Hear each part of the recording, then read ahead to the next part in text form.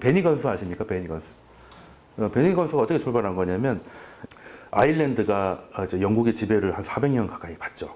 예, 그래서 어떻게 보면 일본과 한국 같은 약간 느낌입니다. 예, 그래서 지금도 북아일랜드 독립전선 막 투쟁하고 하지 않습니까? 예, 그랬는데 그러다 보니 이제 식민지들은 예전에 왜 식민지를 만들어요? 값싼 노동력, 그리고 뭔가를 팔 수 있는 시장, 그리고 원자재를 착취할 수 있는. 일본이 그래서 조선을 먹은 거 아니겠습니까? 예, 그래서 영국 애들은 이제 주로 쌀 대신 뭘 먹습니까? 감자죠, 감자. 예, 예, 감자잖아요. 예.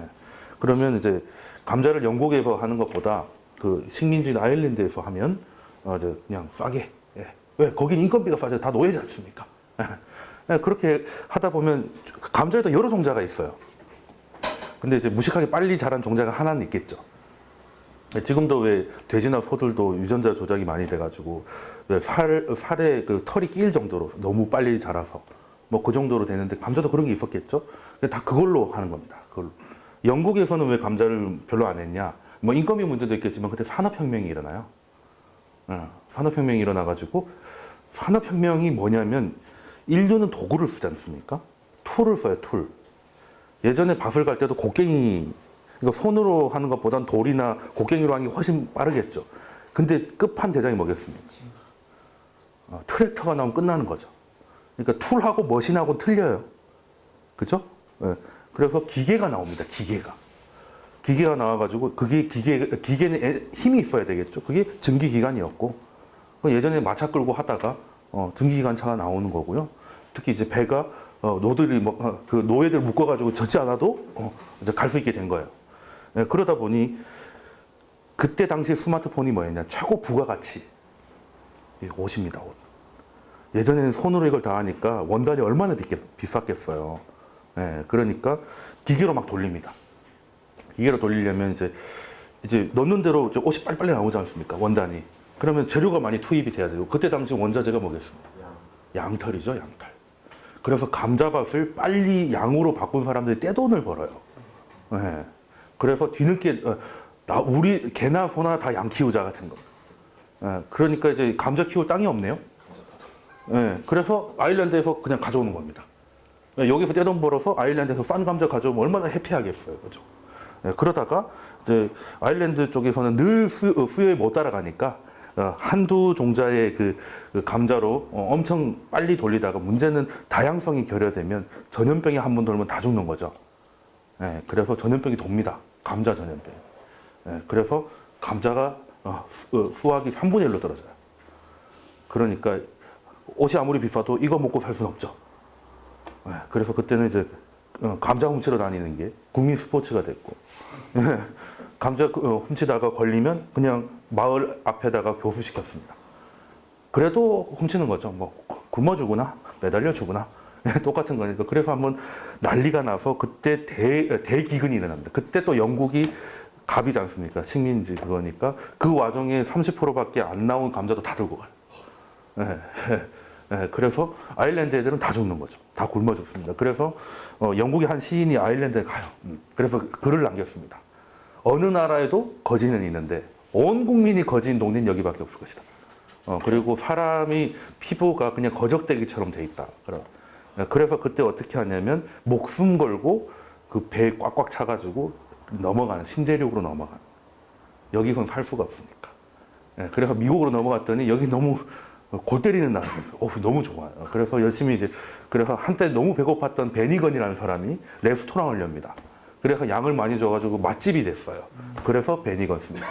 아, 진짜? 진짜예요? 꽤 전통 있고 아픔이 있는 브랜드예요. 알고 보면. 예. 그 베니건스 얘기하려다가 1700년대까지 돌아갔군요. 뭐 아무튼 그래서 아웃백보다는 기왕인 베니건이 아무튼 뭐 그렇다 하는 거고. 사실 그런 거 보면 참 그 세상이 제가 늘 강의 때 말씀드리는 게 세상은 참 우연이 없다, 연결돼 있다 말씀드리는 게 알고 보면 참 재밌는 거죠, 그죠? 예, 그렇게 되는 건데 그럼 일단 너무 길어지니까 양자원액이 빨리 돌아오겠습니다. 슬라이드 하나도 못 넘어갔는데 큰일 났네. 자, 우리나라 양자가만 어떻게 될까요? 일단은 뭐 직관적으로 우리나라가 돈을 찍는다고 이렇게 돈을 안 찍은 건 아니에요, 그죠? 지금까지 찍어왔어. 근데 이거는 본격적으로 찍겠다는 거죠. 본격적으로 찍겠다는 건 어떻게 될까요? 두 가지 카드가 있습니다. 미국처럼 뭐 코스피 4천, 5천 가고, 아니면 짐바브웨처럼 돈이 막 이렇게 돼가지고 호떡 사면 뭐 10만 원거리에 싸주고 막 이런 일이 벌어지지 않을까. 일단은 이래서 팩트 체크를 해봐야 되는데 할 수는 있는가? 해서 어떻게 되는가는 나중에 문제고 하긴 할 수 있는가 했더니 법적으로 불가능합니다. 일단은 일단은 안 돼요. 일단은 안 되는 게 뭐가 왜 안 되냐면 한국은행법 75조 2항에 보면 발권력이 있다고 적혀 있어요. 한마디로 돈을 찍어도 된다는 말이거든요. 그 다음 조가 문제입니다. 76조로 가면 바로 안 된다고 돼 있어요. 그러니까 찍는 건 좋은데, 그러니까 산업은행 돈으로 MBS를 사겠다는 얘기를 한 거거든요. 양적 완화가 뭡니까? 미국 양적 완화, 2차 양적 완화가 대표적인 건데 1, 2, 3차가 있자면 2차가 우리가 생각하는 양적 완화에 가장 닮아 있습니다. 그래서 이제 물가를 약간 자극하기도 하고 자국 화폐를 떨어뜨리는 그 소위 말하는 화폐 전쟁에 가장 가까운 게 2차 양적 완화였거든요. 그럼 8천억 달러를 찍어가지고 뭘 했습니까? 미국이 MBS를 매입했죠. MBS가 뭐예요? 집문서, 그죠? 그래서 그때부터 제가 고객들 데리고 뭘 했다고요? 라팔 펀드, 즉 미국 부동산 펀드에 들어가가지고 1년에 60% 먹고 현기증 먹고 나왔는데 더 갔어요. 안타까운 거지. 이렇게 갈 줄은 몰랐어. 솔직히 펀드 해가지고 1년에 60%면 아름다운 거 아닙니까? 그래서 이제는 우리는 이제 끝나고 이제 소고기 먹고 난리 났는데 더 가더라고요. 아직도 갑니다, 심지어. 그때는 중앙은행이 집을 사겠다는데 금리를 낮추는 거하고 양적 완화는 어떻게 다르게 생각하셔야 되냐면 이제 부동산 가격이 찔끔찔끔 빠지고 있어요, 그죠? 그러면은 정부가 제일 먼저 하는 거, 뭐 DTI 이런 거 풀어줄 수 있겠죠, 규제 완화. 그럼 바로 합니다. 그래서 달력에 빈날이 없죠. 8.4 부동산 대책 무슨 대책 하다 보니까 빈날이 없어요. 뭐 그러다 보니 효과 별로 없습니다. 그 10% 더 늘려준다고 해서 뭐 크게 있겠습니까? 그래서 그 가장 좋은 건 뭐예요? 대출이자를 싸게 하는 거죠. 금리 인하하는 겁니다. 금리 인하. 그런데 집값이 계속 떨어질 것 같으면 아무리 무이자라도 집을 안 사겠죠. 그러면 이게 문제입니다. 그래서 중앙은행이 은행한테 야, 주택 담보대출 많이 해줘 해가지고 막 돈 줬어요. 근데 은행들이 그냥 안고 있는 겁니다. 그냥 이것들이 돈을 못 갚을까봐. 그러면 이제 도저히 감독이 하다가 자기가 뛰어나가는 게 있어요. 감독이 지시를 하다가 말을 안 듣잖아요. 그래 감독이 갑자기 뛰어드는 겁니다. 그게 뭐야? 중앙은행이 아예 사버리면 되죠. 내가 살게. 그러면 중앙은행은 뭐 하는데요? 돈 찍는 데죠. 이론상으로는 지구를 살 수도 있지 않습니까? 그죠? 그러면 엄청난 그 가수요가 발생하는 거기 때문에 일단 심리적으로 적어도 여기서는 더 안 떨어지겠군. 중앙은행이 이 선은 맞춰주는구나. 요렇게 되면 사람들이 이제는 이 저금리에 양적 완화를 할 정도면 금리는 거의 바닥이죠. 그러면 지금 사두면 집값 떨어질 건 없겠네라는 생각을 하는 게 합리적이죠. 그래서 미국이 드라마틱하게 서브프라임 때 떨어진 것만 기억하는데 올라가는 속도가 똑같아요. 접어놓으면. 어떻게 보면 위기와 기회가 한꺼번에 다 왔던 겁니다. 근데 우리들은 위기만 하고 그때부터 막 이렇게 한 것뿐이지 그 상승장을 기억 못 한다니까요. 그렇게 된 거고. 그러면 그걸 본 유럽도 결국엔 따라하죠. 처음에 엘트로 해가지고 하고 뭐 결국엔 안 되니까 마이너스 금리 때리고 뭐 회사차 매입하겠다. 뭐 일본은 뭐 아베노믹스까지 간 거고. 아베노믹스가 제일 골 때리는 거죠. 그래도 미 연준 의장이 고민해서 결정합니다. 부시가 가가지고 야 좀 돈 좀 찍어줘 한 게 아니에요. 연준 의장이 부시한테 가가지고 설명한 겁니다. 이렇게 해야 된다고. 의외로 부시가 오케이를 안 때려요. 적어도 지금 우리나라 정부보다는 그래도 부시가 한때 조롱이 대응했던 부시가 우리나라 대통령 기준에 굉장히 똑똑한 사람이었다 할 정도로 우리가 생각하고 좀 다르게 그렇게 움직였는데 유일하게 정치권이 흔들어가지고 돈 찍은 나라가 일본이에요. 아베노믹스 하겠다 할 때 일본 중앙은행이 반대할 때 반대하는 다 잘랐어요. 네, 그래서 이제 그냥 이렇게 된 거죠. 우린 양적 완화를 해도 그렇게 할 겁니다. 반대하면 다 자를 거예요. 한국은행에서 반대를 했다가 하면은 어디 보험회사 지점장에도 못 가게 진짜 진박들만 골라가지고 하지 않을까 하긴 하는데, 일단은 문제는 뭐 법이 안 되면 그러니까 제가 이 말씀을 드린 2차 양적 완화가 한국에서 불가능한 게 사는 채권으로 그거 MBS 살 수가 없어요. 안 된다고 돼 있습니다. 예, 오셨어요. 편하신 낮으신 분입니다. 안 된다고 돼 있는데, 문제는 법은 뭐 국회의원들이 와가지고 바꾸면 되죠.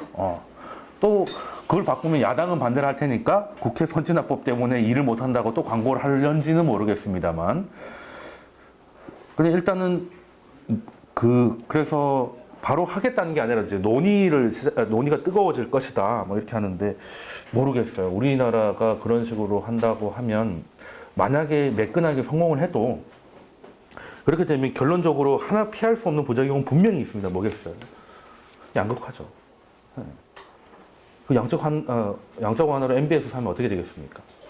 집값 올라가는 거지 않습니까? 그러니까 자산 시장을 자극한다는 거거든요. 그쪽 논리는 딱 명확합니다. 집값이 올라가면 집값이 지지부진하다가 올라가니까 이제 부자들이 돈을 쓰고, 부자들이 돈을 쓰면 거지들도 돈을 벌겠다.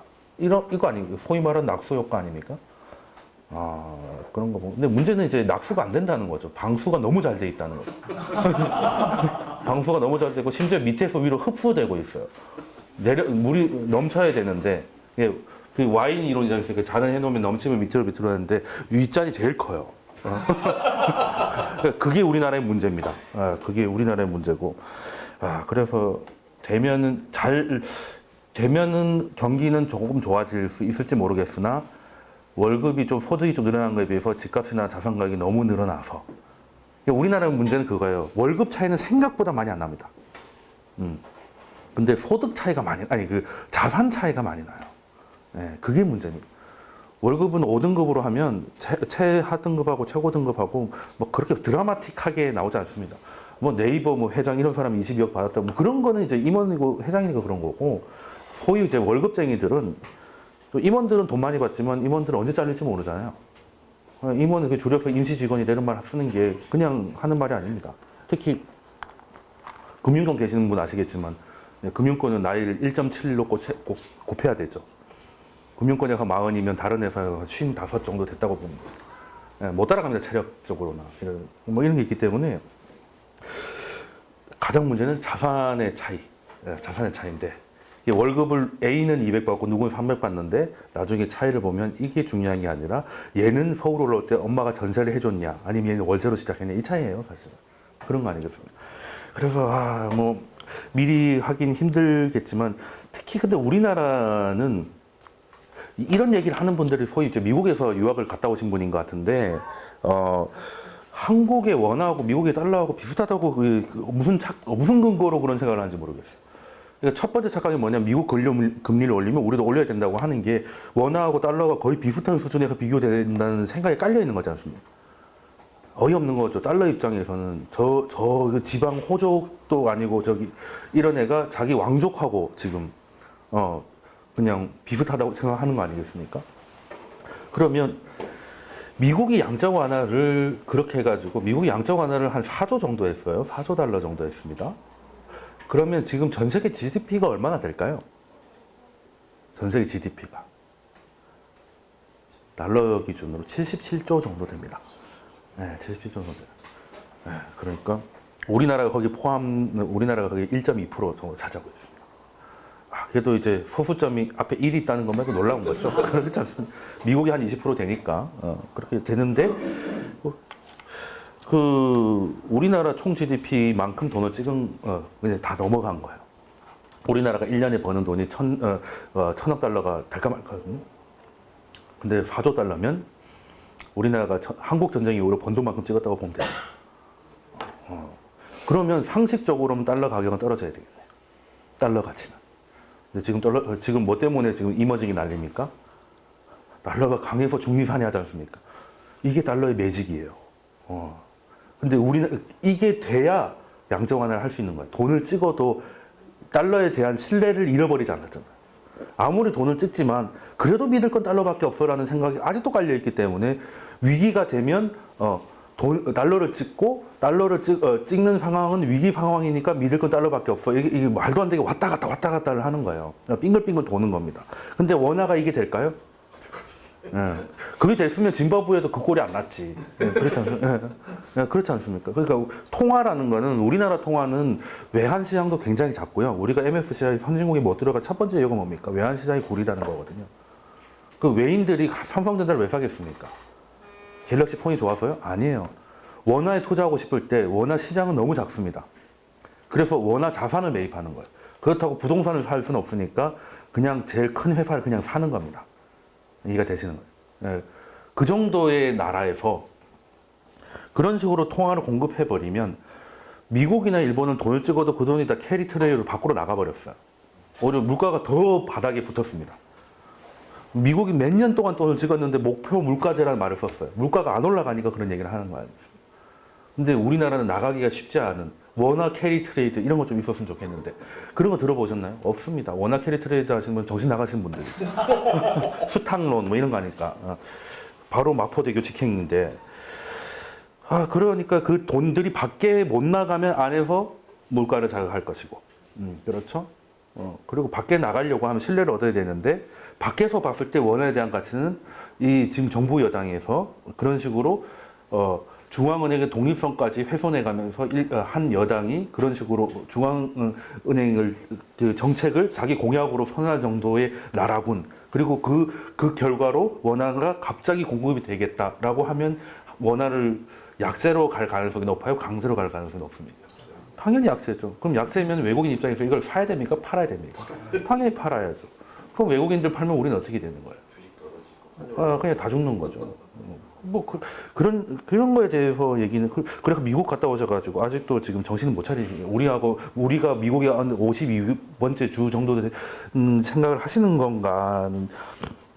저도 사실 양정화나 경기 부양에 굉장히 찬성하는 사람인데 이런 식은 좀 곤란하다라고 생각을 하는 거죠. 과연 깊이 있는 그 토론이 있고 나서 나온 얘기인지 아니면 진짜 총선 동안 그냥 한마디 하려고 하는 건지 경제민주화라고 김종인이 떠드니까 그거 이제 맞불을 하려고 하다 보니까 양정화는 전 양정화를 한국 9시 뉴스에서 한국판으로 보게 될 줄은 야, 그 놀랍습니다. 예, 그렇게 된 거였고요. 갑자기 운전하면서 그거 JTBC 온라인으로 봤는데 뭔가 좀 갑갑한 느낌이 없지 않아 있었습니다. 예. 그리고 일단 우리나라 일은 근데 사실 흥미 위주지만 실제로 일어날 가능성은 별로 없죠. 쉽지 않을 겁니다. 쉽지 않을 거고 법을 바꿔야 되기 때문에 실제 절차도 만만치 않습니다. 그리고 여러 가지 일들이 있는데 IS 관련 이야기도 있고요. 그리고 지금 해외 투자를 늘려야 될 시기가 점점 다가온 것 같습니다. 우리나라 말씀드렸죠. 밥 먹고 살만한 G20 중에서 전쟁 위험에 가장 가까이 있는 나라 대한민국이죠. 그렇죠? 통일돼도 원하는 박살이에요. 당연한 거 아니겠습니까? 그 개발 비용 뭘로 하겠어요? 돈 찍어야죠. 그걸 생각하고 양적 완화를 생각하신 건지 모르겠으나 어찌됐든 통화의 공급은 늘어날 것이고 전쟁이 나면 한국 돈의 가치, 신뢰는 땅에 떨어질 거예요. 그냥 돈을 안 찍고 금리를 올려도 떨어질 것이고. 그러면 장기적으로 보면 적어도 그래서 미우나 거우나 달러 얘기가 나오는 겁니다. 그죠? 달러와 자선을 가지고 있어야 된다. 거기에는 그렇다고 달러를 환전하는 게 아니고요. 그 환율 가지고 달러 예금 이런 거에서 수익 없는 건 아실 테니까 달러와 자산을 좀 가져야 되는 거 아닌가 이런 생각을 좀 하고 있고 근데 앨런이 이번에는 잘 하긴 했어요. 금리를 갑자기 올린다는 식으로 하면 시장이 좀 흔들리는 건 맞아요. 근데 저희는 그때 그 흔들리는 걸 받으려고 했던 거고 흔들리는 건 맞는데 그렇다고 금리를 안 올리겠다고 하면 그것도 문제가 되는 게 미국 경기에 대한 자신감이 떨어진 거 아닌가. 그래서 줄타기를 잘한 거죠. 미국 경기는 아주 좋음. 그러나 세계 경기 아주 나쁨. 그래서 금리 인상은 신중히 하겠다. 이런 식으로 나간 거죠. 잘 걸친 겁니다. 예, 잘 걸친 거죠. 그래서 나쁘진 않았던 것 같아요. 뭐 그래서 글로벌 리스크라는 말이 9월 그때 금리가 연기됐을 때는 한두 번밖에 없었는데 이제는 그 연설에서 19번이나 굳이 강조를 하신다는 거는 뭔가 미국 경제에 대한 의심이 번질까봐 계속 우리 때문이 아니야라고 말하는 거 같아서 뭐 일단은 그때는 뭐 앨런 효과가 잠깐 있었습니다. 근데 요즘에는 뭐 그거는 늘 그래왔으니까 이제 실제 이제 경기 체질이 좋아져야 진짜 크게 가기 때문에 하루 이틀 가던 애가 좀 조용조용해요. 뭐 우리는 잠깐 2천을 보여줬다가 말하는 그런 그런 효과로 끝난 것던 같은데. 뭐 그래서 지금 최근에 지난 강의 이후에 뭐 했던 거는 뭐 요 정도 정리를 하고요. 정리하는데 40분 걸렸네요. 예. 그렇게. 자, 그럼 이번 주는 뭐라 했는지 지난주 예고해야 되는 것처럼 앞이 안 보일 때는 그러니까 그러니까 현재가 무슨 상황인지 모르겠고 미래는 깜깜할 때 할 수 있는 방법은 가장 좋은 게 과거를 보는 거죠. 과거를 통해서 통찰을 얻어서 현재를 진단하고 그리고 미래를 대비하는 방법입니다. 그러면 과거를 한번 보죠. 그렇다고 뭐 신석기 뭐 이런 게까지 갈 수는 없죠. 그때 데이터가 없어요. 그렇죠? 데이터 있는 시절부터 해보겠습니다. 그게 한 140년 정도 됐네요. 예. 뭐 다우가 사람이라는 거 아시죠? 그래서 알고 보면 어이없는 걸 만들었습니다. 대형주 30개 해가지고 나누기 30 이게 무슨 지수라고 그죠? 요거 하나 만들어가지고 떼보자가 됐죠. 왜? 지수 사용료가 있지 않습니까? 저작권이 있지 않습니까? 네, 그래서 됐는데 자 그러면 그 잔파도로 제외하고 정말 길게 140년 차트를 한번 보면 뭐가 나와도 나오겠죠. 자 한번 보시죠. 자 여기 요때부터 그냥 이랬습니다. 근데 여기서 좀 중요한 게 뭐겠어요? 이전에는 근본이었죠. 이쪽은 관리통화제도 기초통화 이렇게 지금의 모습은 요때 만들어졌으니까 이 이전은 그냥 참고사항입니다. 참고사항 사실 뭐 참고할 것도 없죠. 옆으로만 가죠, 그죠? 네. 네. 그러다가 횡보장이 있다가 상승장이 있다가 횡보장이 있다가 상승장이 있다가 이런 식으로 올라갑니다, 그죠? 재밌는데 그러면 나눠 보면 횡보장이 13년이고 그 다음에 또 상승장이 16년이 왔고. 상승장이 16년 이후에 또 횡보장이 16년 왔고요. 또 여기도 한 18년 정도 있다가 지금 현재까지니까 2010년이니까 한 18년 정도 됐습니다. 예. 예, 재밌는 거죠. 그러면 지금으로 보면 근데 이 차트가 제가 이 강의를 한 게 2013년 4월 달에 했던 강의예요. 이게. 딱 3년 지나서. 그러니까 왜 다시 보여드리냐면 그때 이제 말씀드린 게 맞았으니까 말씀드리는 거겠죠. 예, 그런데 그러면 이제 포함되면은 그때까지 횡보장이 지금 어떻게 보면 맞는 거죠. 요때부터 상승장으로 좀 바뀌어가는 것 같은데, 자 이렇게 보면 이제 큰 계단식으로 올라가는. 이게 주식이나 투자라는 게 이게 따박따박 올라가는 게 아니잖아요, 그렇죠? 이런 식으로 이제 한 번씩 마디 칠 때가 있습니다. 대나무처럼. 대나무에 마디를 다지다가 마디가 완성되면 쭉 올라갔다가 또 마디를 다지고. 이게 롱텀에서 보면 한 짧게는 13년, 길게는 18년 정도의 기간이 있더라. 그러면 이 시간대는 뭐 우린 놀고 먹어야 됩니까? 아니죠. 이건 주가지 않습니까? 주가에서 돈이 빠져서 다른 데로 갔겠죠. 거기로 하면 되죠. 대표적인 뭐 부동산일 수도 있고 원자재일 수도 있는데 한번 보죠. 자 그러면 지금 현재 미국도 지금 미국 미국 주식 제가 뭐 미국 가전 얘기를 정말 많이 하니까 뭐 찬미주의자 뭐 이런 얘기까지 듣는데요. 지금 미국 주식에 대한 그 고점 논란은 계속되고 있습니다. 근데 고점 논란이 계속되고 있는데 계속 고점이죠. 어쨌든 물론 몇 번 흔들리긴 했습니다만 훨씬 빠른 회복력을 보이고 있어요, 그죠? 그러면 사실 제가 팁으로 말씀드리면 고점 논란이 있을 때 고점이 온 적은 단 한 번도 없습니다. 그러니까 원래 투자 격언이 있죠. 가장 큰 호재는 호재가 없을 때다, 뭐 이런 거. 가장 큰 악재는 악재가 없을 때고. 그렇게 되는 거거든요. 자, 그러면 물가를 감안해서 그때 예를 들어서 예전에 10년 전에 삼성전자 100만 원 하고 지금 100만 원하고 똑같이 볼 수는 없지 않습니까? 화폐 가치가 변화하니까. 그래서 물가를 교정을 해봤더니 지금이 과연 미국 주식이 가장 비싼 건가? 이렇게만 그냥 보면 그렇습니다. 제일 비싸 보이죠. 그런데 물가를 감안했더니 그때는 2001년 IT 버블이 짱이었습니다. 아직도 그걸 넘지 못했어요. IT 버블이 짱이었기 때문에 지금 사실 전고점만 가려고 해도 더 갈 수 있다.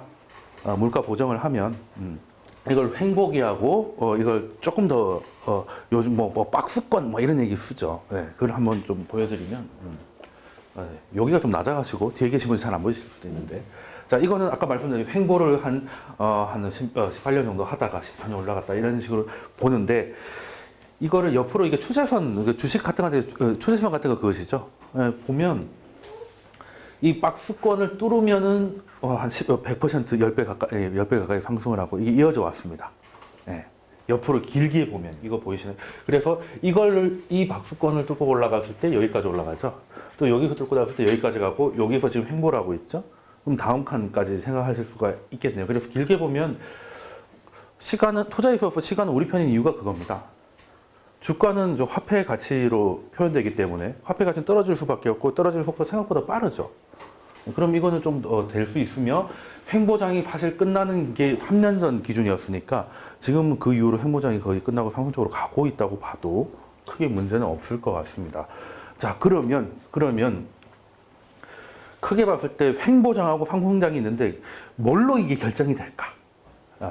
어떤 게 올라가고 떨어질 때 이게 될까? 가장 많이 하는 건 GDP, 뭐 경제 성장률이 좋아야 주가가 장기적으로 갈 거 아니겠습니까? 라고 했는데 뭐 그닥 그렇지는 않은 것 같아요. 그닥 그렇지. 여기 초록색이 GDP입니다. GDP는 계속 올라갔는데 주가는 뭐 떨어졌다가 상승했다가 횡보했다가 뭐 크게 연관관계가 안 보여요, 그죠? 크게 연관관계가 안 보인다. GDP 아닌 것 같아요, 그죠? 그러면은 이때 고점이니까 GDP는 하나의 그건데요. 이걸 보시면 아시겠지만 이 노란 게 그 S&P 그거니까 빨간 게 S&P니까 요때쯤에는 사고 요때쯤에 팔면은 되겠네요, 그죠? 근데 이걸로 하기에는 너무 느려서 뭔가 판단하기는 어렵습니다. 네. 자, 그러면 EPS가 뭐냐면 그냥 주당 그냥 얼마 벌었냐 이거거든요. 기업의 실적이 얼마나 좋아지고 있냐. 기업의 실적이 좋다는 경기가 좋다는 뜻이죠, 그죠? 경기가 좋으면 당연히 좋겠지. 라고 했더니, 얼추 비슷하게 가는 것 같습니다. S&P하고 EPS가 거의 비슷하게 가요. 그죠? 자,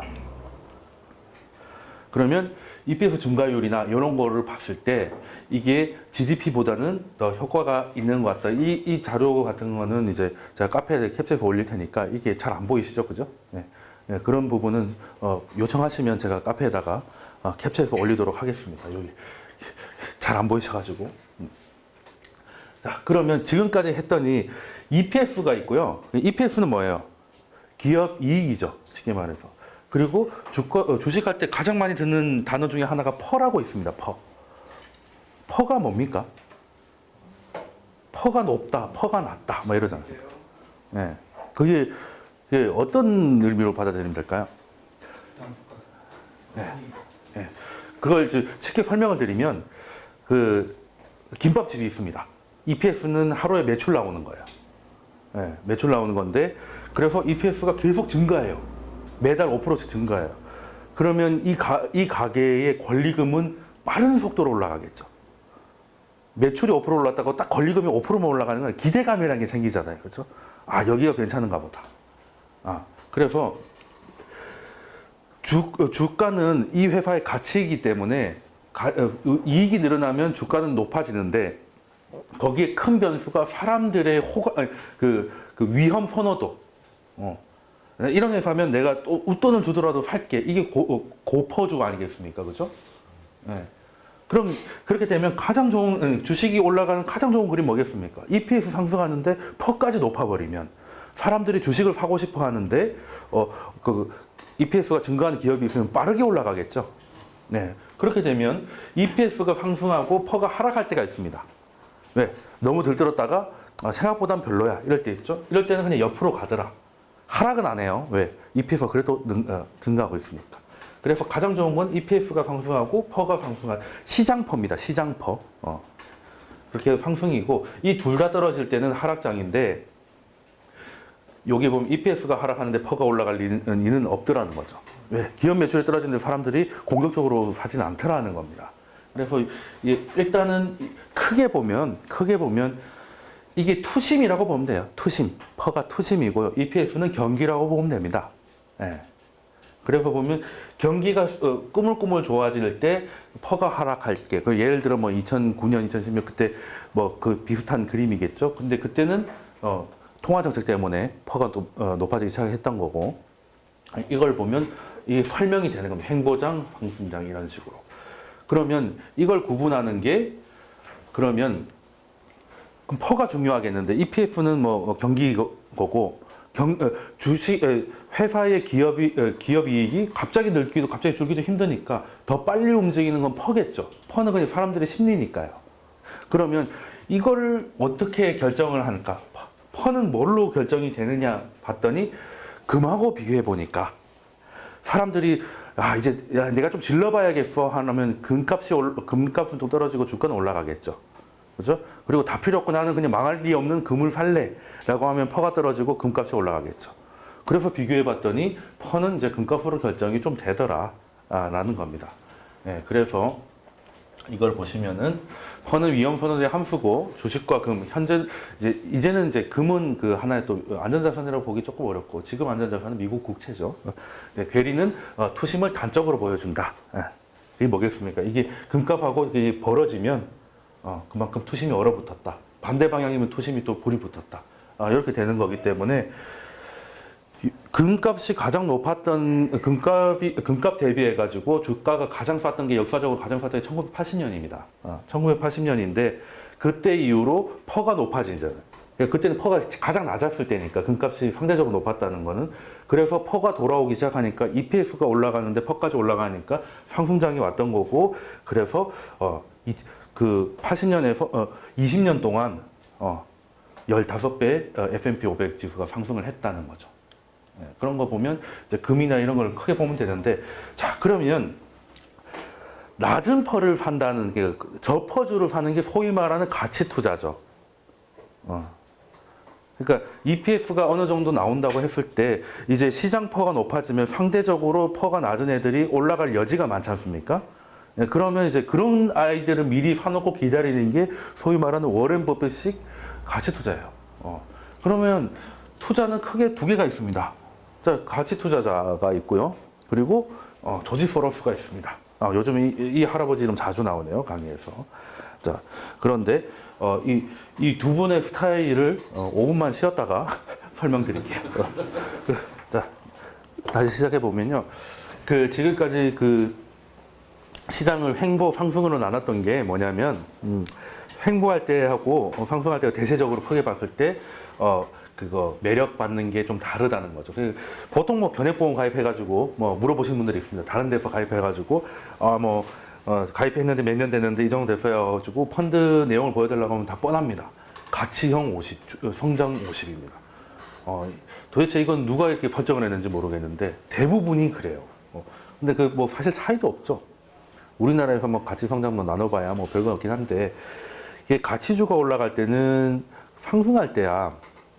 대세 상승을 할 때야 가치주가 그러니까 쉽게 말해서 퍼가 올라가고 EPS가 올라갈 때 상대적으로 저퍼였던 애들이 올라갈 여지가 많으니까 가치 투자자들이 굉장한 수익을 낼 수가 있죠. 네, 이해가 되십니까? 근데 옆으로 갈 때는 잔파도 따먹기잖아요, 어떻게 보면. 그럼 가치 투자자한테는 크게 기회가 없습니다. 크게 기회가 없어요. 그래서 일단 우리나라에서 알려진 투자자 중에서 그나마 가장 사람 좋아 보이고 돈 많은 키로 유명한 사람은 대표적인 워렌 버핏입니다. 워렌 버핏 하면 이제 크게 관련 검색어 두 개가 뜨죠. 기부왕이다. 놀라운 건 그렇게 기부를 해도 내년에 또 기부할 돈이 벌어진다는 거죠.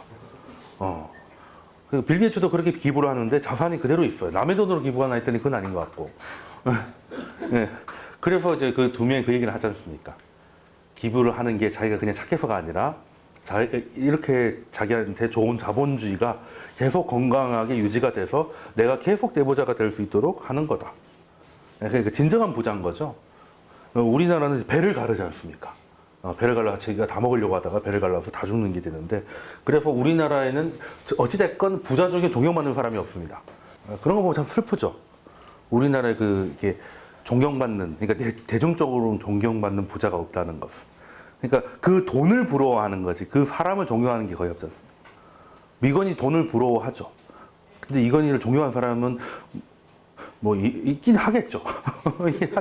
뭐 그래도 아무리 금수저라고 하더라도 모든 금수저가 다 다이아몬드 수저 되는 건 아니니까. 예. 그렇긴 한데 참 그런 점에 좀 부럽습니다. 그런 점이 좀 부러운데. 자, 어쨌든 기부왕이 있고, 그 다음에 돈을 뭘로 벌었다고 나옵니까? 뭐 단타했다, 뭐 이런 얘기 못 들어보셨죠? 다 가치 투자가, 물론 이 양반이 다 가치 투자로 번 건 아니에요. 그때 지난 강의 때 설명드렸죠. 골드만삭스가 피범벅이 됐을 때 공포를 매입한 것도 있고, 최근 들어서 워렌 버핏이 가장 돈 번 게 2008년 그때입니다. 그냥 미국이 끝날 것 같을 때. 그때인 거고. 자, 어쨌든 그걸 제외하면 대부분 지금의 그 미천을 마련한 건 가치 투자가 맞기 때문에 가치 투자라고 보고, 그리고 가치 투자는 이제 쉽게 말해서 이 주식이 제대로 가치를 재평가 받을 때까지 미리 사놓고 기다리겠다는 거고, 그 기간이 길더라도 상관없다. 그래서 장기 투자 얘기하는 거예요. 그래서 장기 투자의 말에 함몰되면 안 됩니다. 가치 재평가를 받을 때까지 기다리게 되는데 보름 후에 재평가를 받아왔다. 그런데 난 장기 투자를 해야 되니까 기다려야지. 이건 어이없는 얘기예요. 시간은 결과적인 겁니다. 장기도 감수하겠다는 거지 무조건 길게 보겠다는 거는 또 케인즈의 이야기가 나와야 되는 거예요. 무조건 길게 보면 우리 다 죽은 건데 뭐하러 이 짓거리를 하냐. 그렇게 되는 거죠. 그런데 자본시장에는 여러 가지 일들이 있습니다. 여러 상식들이 있어요. 근데 상식들이 도전받을 때가 있습니다. 그러면 이제 소위 말하는 균열이 발생하는 거죠. 그 균열을 공격하는 사람이 헤지펀드들. 대표 주자 중에 한 명이 조지 소로스죠. 자, 그러면 우리가 익숙한 워렌 버핏부터 한번 얘기를 해보겠습니다. 자, 워렌 버핏이 어쩌다가 이렇게 최고의 투자자로 자리매김했느냐? 역시 인생은 운칠기삼입니다. 투자를 잘한 것도 있지만 자기 투자법이 시장에서 잘 맞아야 돼요. 그러니까 이제 김어준이 그 얘기를 했는데 제가 참 기억이 남았습니다. 인생이 살다 보면 물 들어올 때가 있어요. 자기가 잘해서가 아니라 정신 차려보니까 물이 들어올 때가 있어요. 그때까지 버티는 게 기술입니다. 물이 언제 들어올지 모르니까. 환갑 지나고 들어올 수도 있고. 그러니까 그때까지 어떻게든 버티는 게 기술이다. 그래서 이제 운칠 기술하면 제가 볼 때는 이제 운9 기1 뭐 아니면 운7 운에는 또 아빠도 있고 하지만 여러 가지가 있지만 버텨야 되는데 워렌 버핏이 8, 90년대 때는 정말 운이 좋았습니다. 그걸 진단하고 한 거일 수도 있겠지만 이걸 한번 보여드리면요. 자, 지금은 그 워렌 버핏이 예전처럼 안 된다는 이유가 2000년 넘어서부터는 횡보장이었거든요. 어떻게 보면 여기서는 뭐 차라리 조정장이 더 강한 헤지펀드들이 더 잘, 이게 헤지펀드 인덱스입니다. 이게 S&P 500이고 지수보다 얘네들이 더 낫죠. 그냥 떨어질 때는 어떻게든 막 이렇게 하는 게 차라리 낫다는 겁니다. 그래서 헤지펀드들이 2000년부터 갑자기 장사가 잘 되기 시작하네요. 그러면 헤지펀드가 아닌 버핏은 뭐 별거 없습니다. 그냥 현금 많이 들고 있었던 거예요. 현금 많이 들고 있다가 시장이 뭐 공포에 질리니까 골드만삭스를 저가 매입해가지고 거기서 차익을 남기고 뭐 이런 식으로 간 거지. 어떻게 보면 그것도 가치 투자이긴 하죠. 골드만삭스가 이 가격대는 아니다. 아무리 떨어진다 하더라도. 뭐 그렇게는 한 건데. 또 아나운서 효과도 또 자기가 투자를 했기 때문에 골드만삭스가 돌아오는 것도 있었을 테니까 그 헤지펀드 2000년 이후부터는 이런 모습을 보였다는 겁니다. 자, 그러면 2000년부터는 횡보장이었는데 그럼 이 돈들이 다 어디로 갔을까요?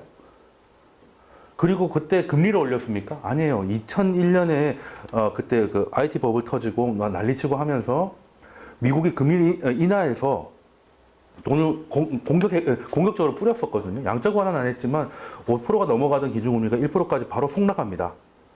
그러면 왜 주가는 왜 안 횡보를 했을까요? 그 돈들이 부동산으로 갔어요. 그래서 그때 전 세계적으로 부동산이 터진 겁니다.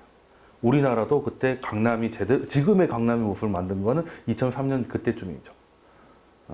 그러니까 금리를 뿌려가지고 그 돈들이 부동산으로 가고 부동산이 부흥이 되고 하니까 경기가 좀 좋아지고 하다 보니까 미국이 금리를 올린 거예요. 그럼 미국 경기에 대한 자신감이 보여진 거잖아요. 그래서 고여있던 달러들이 다 쏟아지기 시작하고 하면서 전 지구적인 흥행이 왔던 겁니다. 이것도 그러니까 모든 차트는 또 역사가 다 몰리게 돼 있는 거예요. 그러면 자 8, 90년대 거 보죠. 이게 S&P 500이고요. 버크셔 해서웨이입니다. 장난 아니죠? 이거 아웃퍼폼이라고 하죠. 이거보다 더 잘 나왔다. 그러니까 지수가 10%인데 내가 20% 수익이면 아웃퍼폼이 10%인데요. 2만 프로입니다. 2만 프로예요. 20년간 2만. 사실 요때 다 벌고 옆으로 기고 있네요. 그죠? 요때 다 벌었어요, 사실. 여기가 운이 터질 때였죠. 물 들어올 때였습니다.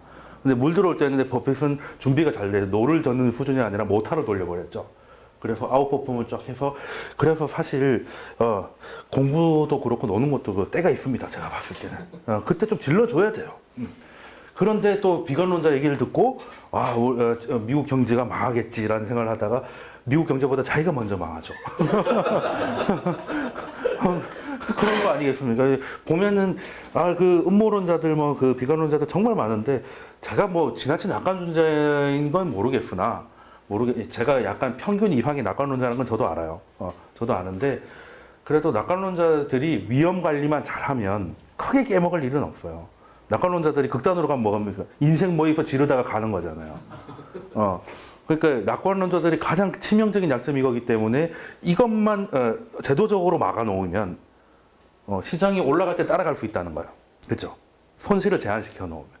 그래서 뭐 로스컷은 뭐 생면선이다 뭐 이렇게 모니터 앞에 붙여놓고 했던 것도 다 그런 겁니다. 예. 그런데 비관론자들은 이래나 저래나 자기가 맞추면 뭐 합니까? 어디서 자랑해봐야 미국 경제가 뭐 예를 들어서 올해 더블딥에 빠졌다. 그걸 자기가 블로그에 적었어요. 그래서 막 맞춰서 기분은 좋지. 그래서 뭐 좋은 게 있어요. 돈 한 푼 먹기 있나? 뭐 유명해질 수는 있겠지만 그것도 제대로 한 건지 떨어진다 하다가 그냥 어쩌다가 맞춘 건지 알 수 없는 거고. 아무튼 그런데 여기 보시면 상대 성과는 뭐 요거하고 똑같을 수밖에 없어요. 그죠? 그래서 시장의 흐름이 바뀌면 지금까지 그 핵지 펀드들의 전략이 지금까지 잘 맞았죠. 왜겠습니까? 이때 이후로는 통화 정책이 많이 들어왔거든요. 2008년 이후로는 뭐 통화 정책의 시대라고 봐도 되죠. 그랬던 거고, 요때는 그 상대적으로 있던 곳으로 돈이 빠져나가기 시작하면서 요걸 또 약간 더 상대 주가를 보면 주가도 똑같죠. 쭉 올라가다가 18,000% 상승하다가 여기서부터 그냥 얼추 비슷하게 15년 동안 89면은 요거에 비해서는 뭐 아무것도 아닌 거죠. 그죠? 네. 그래서 퍼를 봐도 가치 투자자는 EPS가 나오면서 퍼가 상승할 때 가장 좋다고 했지 않습니까? 퍼가 높아지니까 똑같이 이렇게 되죠. 근데 퍼가 낮아지죠. 퍼가 낮아지니까 얘는 옆으로 기는 겁니다. 네. 그렇게 해가지고 사실 버핏도 이런 게 있고, 그럼 지금은 말 좀 들어보니까 소로스 아저씨 얘기를 좀 듣고 싶어지는 게 정상에 버핏은 왠지 장사 끝난 것 같은 느낌이고, 그건 아닙니다만 최근 들어서는 다시 또 이 분위기로 가고 있어요. 이제 다시 대지 상승장으로 가면 이제 퍼가 투심이 좋아지면 지금까지 이제 퍼가 다시 올라간다면 또 버핏 측의 투자가 또 기회를 잡겠죠. 자, 그러면 2000년 이후로는 이제 조지 소로스가, 근데 소로스 같은 경우는 어떻게 돈을 버냐? 그래서 이 아저씨는 아무래도 버핏보다는 욕을 먹을 수밖에 없어요. 욕을 먹을 수밖에 없습니다. 상식이 깨질 때, 게임의 룰이 바뀔 때 기회가 온다고 말씀드렸잖아요. 자, 그러면 상식이 뭐겠습니까? 자, 가장 유명한 사건. 지금 브렉시트 얘기가 나옵니다. 브렉시트 얘기가 나와요. 근데 영국은 EU에 있지만 유로존은 아니죠. 근데 유로존에 처음부터 안 들어가려고 했던 게 아니에요. 그래서 앞에 절차까지 다 밟다가 소로스 때문에 못 들어간 거죠. 어떻게 보면. 왜? 자, 85년에 플라자 합의가 있었습니다. 플라자 합의가 뭐죠? 그때 G5들 모여가지고 달러 강세 때문에 힘드니까 소독의 마르크, 뭐 일본 엔화 이런 것들을 강세로 좀 돌려가지고 달러 약세를 유도하자. 합의를 한 거잖아요. 진짜 그렇게 했어요. 쉽게 했고, 근데 독일이 통일이 가까워지면서 이렇게 돈들이 좀 많이 필요하고 하다 보니 돈은 공급하는데 금리가 계속 낮아야 되잖아요. 그러니까 인플레이션이 오지 않습니까? 독일의 인플레이션 트라우마는 크죠. 그래서 10번을 내리 올립니다. 통일하고 나서 10번 내리 올려요. 근데 유로화가 갑자기 나오기 전에 EMF라고 해가지고 그 모든 유로존 대상 국가들의 기준금리를 똑같이 가기로 돼 있었어요. 똑같이. 하나 올리면 다 같이. 그렇게 해야 나중에 합쳐질 때 별 문제가 안 생기지 않습니까? 그래서 맞춰놨는데 그 독일이 짱이니까 독일이 10번 올려보니까 다른 나라들이 끌려 올라가죠. 끌려 올라갑니다. 그러면 특히 영국이 좀 위험했던 게 영국은 금리를 올릴 상황이 절대 아니었거든요.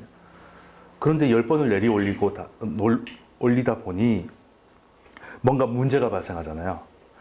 그럴 때를 공격하는 겁니다. 그래서 파운드화를 매도치고 뭐 이런 식으로 해가지고 공격을 해가지고 큰 돈을 벌었죠, 소로스가. 그리고 그때 깨닫고 같이 묶이면 안 되겠다는 영국이 깨닫고 영국은 유로존에 가입하지 않습니다. 뭐 그렇게 된 거고 또 지금도 소로스가 그 홍콩이나 이런 데를 막 공격하고 사우디 리아라 얘기가 나오고 했는데 그게 어떤 이유 때문이냐면 우리나라 IMF 출발은 일단은 태국 바트화의 붕괴라고 보면 되거든요. 그때 태국이 지금은 아니지만 그 페그제라고 해서 달러하고 연동돼 있었습니다. 근데 미국이 그때 달러 강세가 되고 금리가 올라가는 상황이었어요. 97년에.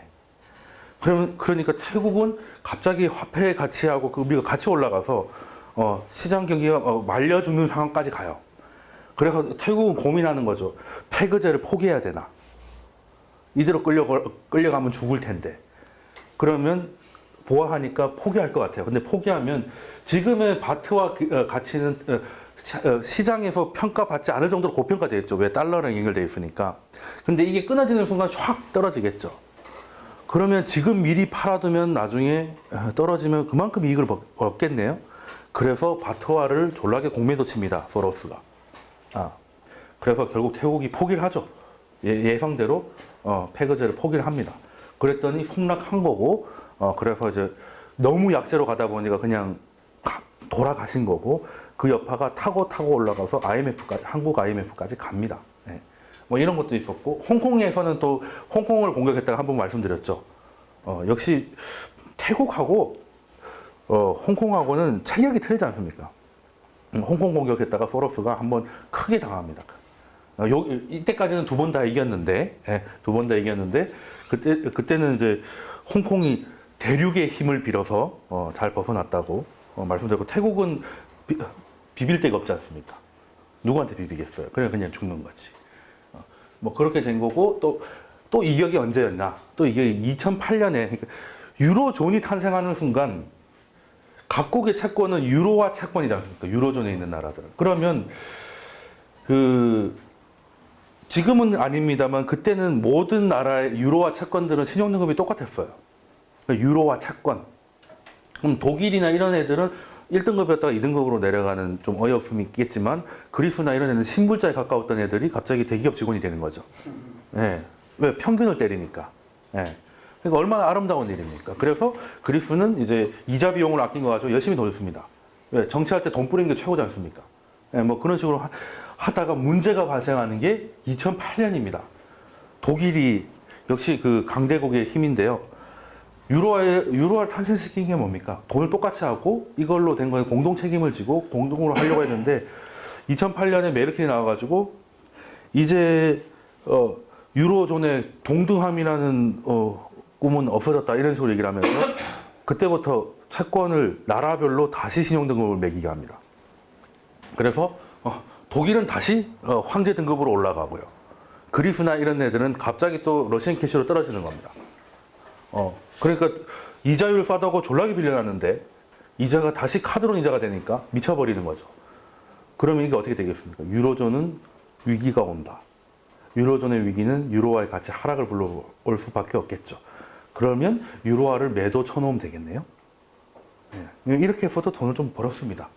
어떻게 보면 소로스는 이제 이런 그 간극 그리고 그 균열을 적극적으로 공략한 사람이죠. 이번에도 중국이 계속되는 절상을 견디지 못해서 절하러 가고 또 홍콩도 페그제를 포기할 수 있을 것 같은 거에다가 베팅을 했던 거지 않습니까? 물론 거기에서는 역정보를 뿌렸는지 어딘지 좀 지나봐야 되겠지만 그래서 기회의 다른 이름이 균열이다.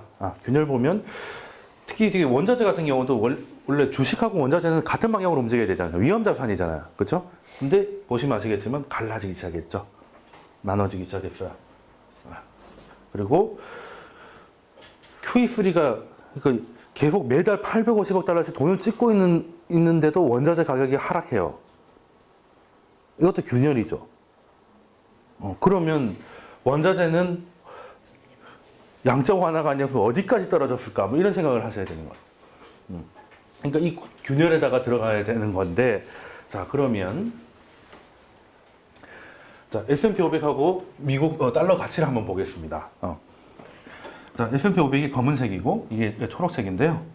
두 개가 동시 상승할 때는 미국의 경제가 굉장히 호황입니다. 여기 보시면 80년도, 80년 초반에, 달러 인덱스가 엄청 치솟았는데도, 꽤 괜찮죠. 그리고 이때도 마찬가지입니다. 물론 이것 때문에 여기 닷컴 버블이 오긴 했습니다만, 예. 그리고 또 최근에 또 달러하고 지금하고 강세가 또 오고 있는 거죠. 그러면 이런 구조 때는 이머징이 힘듭니다. 이머징이 힘들어요. 왜? 달러가 강해지면 원자재 가격이 떨어지죠. 그러면 이머징들은 그 원자재 판돈으로 뭔가를 해왔는데 힘들죠.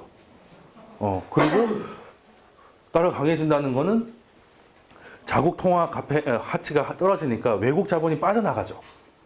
이중고를 겪게 되는 겁니다. 지금도 마찬가지였잖아요. 지금도. 이게 이어진 거예요. 이게 이어진 거고, 보시면은 동반강세 때 82년, 85년, 이건 이 동반강세라는 거는 달러 인덱스하고 달러의 가치하고 미국의 그 성장이 같이 가는 겁니다. 그러면 우리나라는 어떨까? S&P 500이 계속 동반선장할 때는 옆으로 가고 있죠. 근데 달러가 꺾이니까 얘가 다시 고개를 듭니다. 네. 그리고 이건 한국 코스피고 얘는 이제 데이터가 없네. 왜냐하면 이게 중남미 외환위기였거든요. 그러니까 그때는 달러가 약했으니까 중남미 애들이 돈을 달러 외채를 많이 빌렸었어요. 근데 달러 가치가 올라가니까 원금이 커지는 효과가 생기고 그 와중에 외국인들이 돈을 빼가니까 망할 수밖에 없죠. 그래서 데이터는 없습니다만 외환위기가 와가지고 그때 멕시코가 그때부터 이제 깽단의 국가가 되고 난리도 아닌 겁니다. 그리고 이제 한때 잘 살았던 뭐 아르헨티나 이런 데도 심심하면 배를 째는 게 뭐 이런 효과 때문이었고요. 그리고 월드 지수하고 전 세계 주가 지수하고 이머징을 봤을 때 간극이 커지죠. 달러가 강한 데서는 달러 강할 때는 원자재 이머징 갈 수가 없어요. 갈 수가 없습니다. 네. 여기도 마찬가지죠. 3번을 비교해봤는데 달러가 강할 때는 답이 없다. 이머징은. 그러면 그 90년대 때 달러가 이제 플라자 합의를 통해 가지고 85년에 플라자 합의를 통해 가지고 달러를 약세로 돌렸지 않습니까? 쭉 내려오고 있어요, 그죠? 그러다가 옆으로 좀 기다가 이제 일본이 견디다 못해 이제 더 제로 금리를 하고 이런 식으로 해서 달러 가치가 약간 올라갈 때 하고 지금하고 굉장히 닮았다는 겁니다. 지금 보면 달러 가치가 계속 떨어지다가 지금 3년 행보에서 이때가 2013년이라고 그랬죠. 근데 2014년 7월부터 달러 강세가 확 옵니다.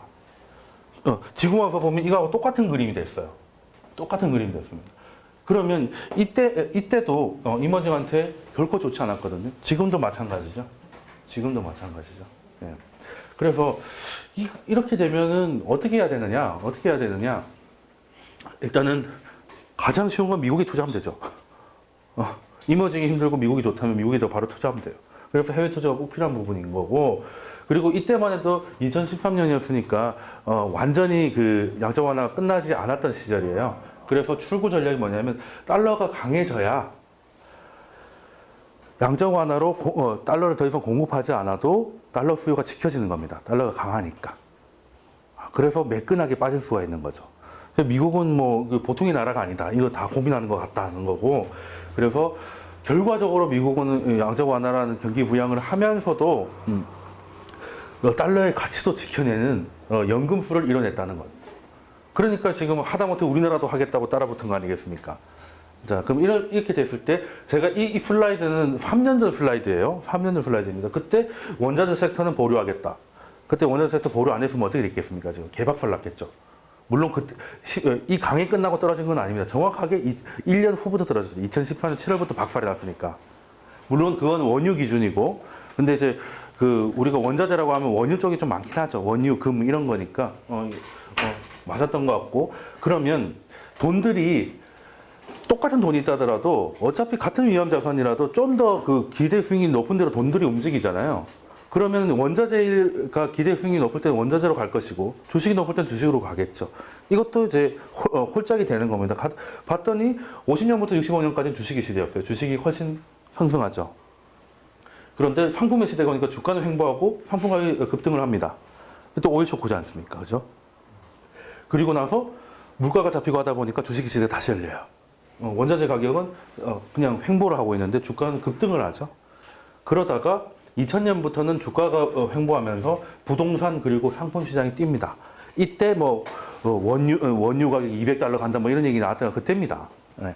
그런 거 보면 돈들이 끊임없이 움직인다는 거죠.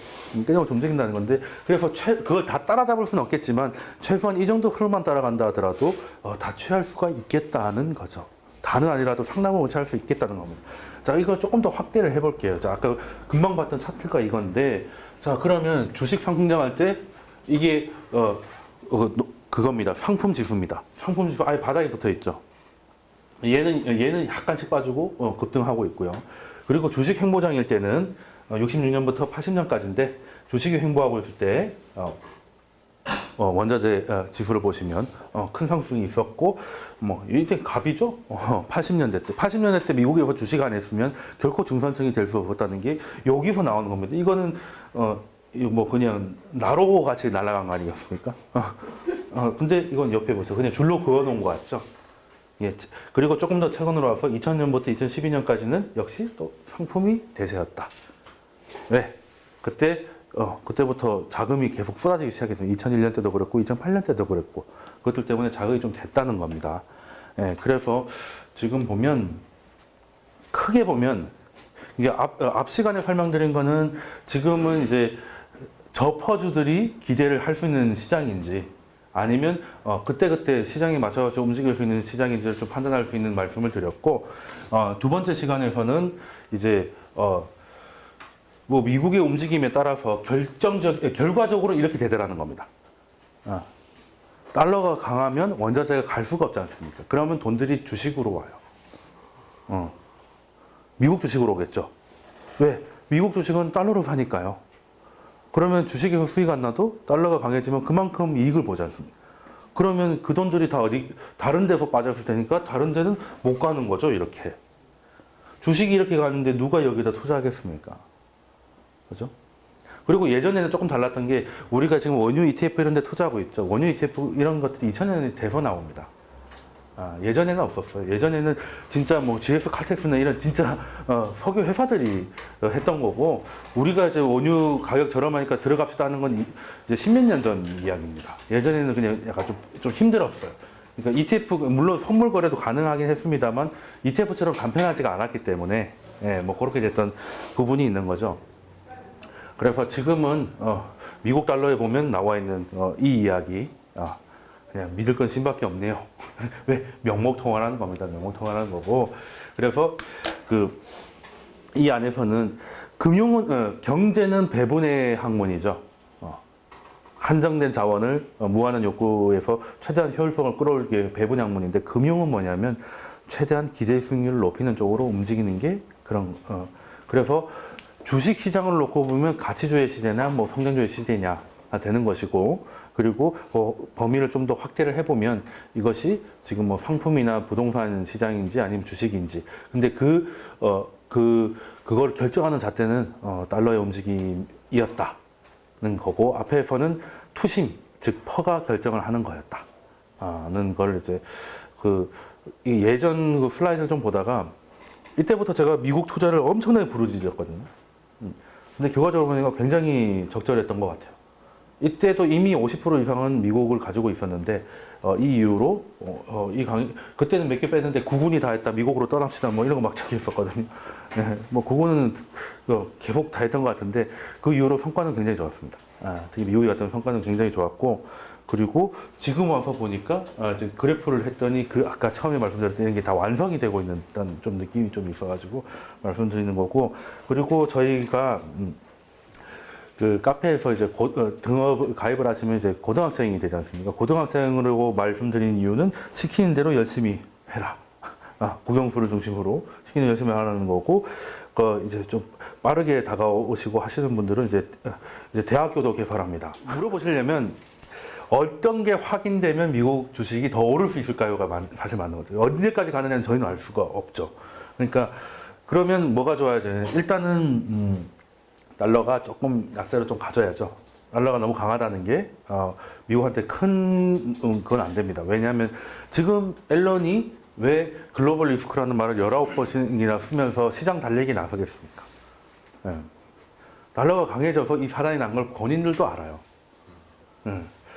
그런데 연준 의장이 나와가지고 달러 약세를 지지한다 이런 얘기를 해버리면 시장이 어떻게 생각하겠습니까? 돈을 미친 듯이 찍겠네라고 생각할 수 있죠.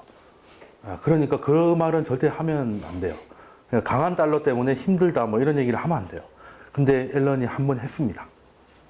그만큼 작년 말부터 올해 초까지가 강달러 때문에 이머징이 붕괴된 게 결국 선진국까지 부메랑으로 돌아온 게 확인됐기 때문에, 그래서 지금 제가 그래도 시장을 긍정적으로 보는 이유는 전 세계 정책 결정자들이 예전처럼 막 우리가 미국이 뭘 하고 이렇게 소련하고 경쟁 체제 이렇게 다 얘기를 하는데, 제가 너무 장미부스로 생각하는 건지는 모르겠으나 예전처럼 이렇게 경제하고 쥐뜯고 싸우는 것보다 협력하는 게 훨씬 낫다는 걸 좀 깨달은 것 같아요.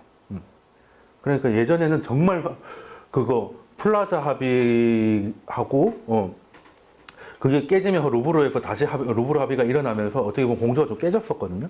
그 대가로 블랙 먼데이를 겪었고, 이런 이야기들은 굉장히 많습니다. 작년 말만 하더라도 일본하고 유럽하고 미국이 다 정책 경조를 해가지고 미국이 최종적으로 금리 인상을 연기를 하면서 공조가 완성되는 그림이 되니까 10월달에 대세 상승장이 왔다가 일본이 부담을 느껴가지고 자기 경제를 생각하면 지금 더 푸는 건 아니거든요. 일본한테 적어도 도움이 안 돼요. 그래서 이제 말을 바꿨더니 2월달에 그 난리가 난 거 아니겠습니까? 그게 계속 반복되는 학습이다 보니까 알파고는 아니겠지만 그래도 알파고도 배우는 마당에 학습을 하는 마당에 정책 입안자들이 꼭 끝까지 가야겠느냐. 그래서 이제 이번에 공조가 다시 나오고 하는 것도 물론 지금은 이 공조로 끝나는 건 아닙니다. 공조가 일어나서 공조가 깨진 게 돌아온 건 금방 돌아왔죠. 근데 돌아온 이후로는 약간 지지부진해요. 왜? 공조를 통해서 결과적으로는 팬더멘털의 상승을 해야 되거든요. 그거를 확인해야 되는데 그러려면 가장 좋은 그림이 뭐냐? 달러는 약세가 좀 되고요. 달러 약세가 되면 자동으로 원유 가격도 좀 안정화가 더 되겠죠. 그렇게 되면 이머징들이 많이 좋아질 것이고, 그리고 중국이 위안화는 일단 안정적인 모습을 좀 보여주는 겁니다. 그렇게 되고 미국이 매끈하게 금리 인상을 시행하고 시장이 별 재채기 없이 넘어가 주면 아주 좋은 거죠. 그렇게 되면 하반기 때는 또 랠리를 기대할 수 있겠다는 거죠. 지금은 어쨌든 가장 큰 균열이 뭡니까? 작년 말부터 올해까지 왜 이렇게 사연이 많으냐? 역시 조지 소로스 때 설명드렸던 균열 이야기가 나온 겁니다. 무슨 균열이 났어요? 달러하고 유로 엔화의 정책 기조가 균열이 났죠. 달러는 금리 인상을 가고 나머지 애들은 계속 양적 완화를 하는 이 균열이 발생하니까 갑자기 시장이 방향성을 못 잡아요. 그러니까 조금만 무슨 일이 있으면 조울증에 걸려가지고 울었다가 웃었다를 반복하는 거예요. 네. 근데 이제 그래서 그걸 달래기 위해서 공조도 하고 하긴 하는데 결과적으로는 새로운 질서를 잡을 겁니다. 잡아가고 있는 것 같아요. 그래서 결과적으로는 이 균열이 자리를 잡는 게 미국 금리 인상이 안 하면 안 되는 거예요. 금리 인상이 자꾸 연기되는 게 좋은 게 아니에요. 그렇게 되면 결국에는 미국 경기가 금리 인상을 못할 수준인데 이걸 외국 핑계를 대서 미루고 있는 거 아니까 의심을 많이 받을 거란 말이죠. 네. 그렇게 되면 세계 유일한 그 경제 엔진인 미국이 다시 내려앉는다면 답이 없는 거예요.